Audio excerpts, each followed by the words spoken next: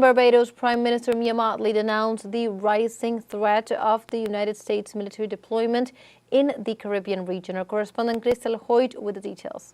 The arrival of the USS Gravely at Trinidad and Tobago's port this morning has heightened concerns across the Caribbean, with Barbados Prime Minister Mia Motley warning against what she called menacing military vessels in regional waters.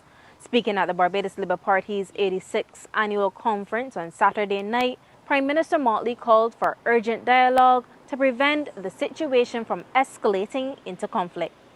If ever we needed a reminder of how unstable and how dangerous this world that we live in is, and how vulnerable our Caribbean region is, it is now with us, facing a multiplicity of threats.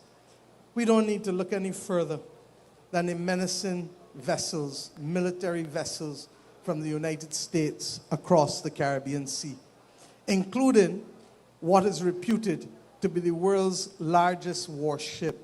The violent actions that this buildup has led to needs to be the subject of dialogue. And I have said before, almost every war in the world in history has been ended by dialogue.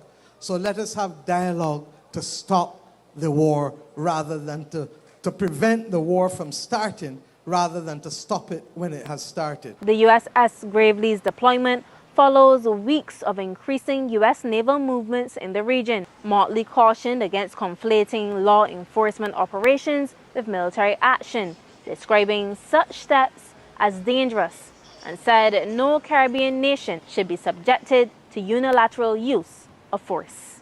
Her remarks come as the region also faces another major threat, Hurricane Melissa, which is bearing down on the northern Caribbean.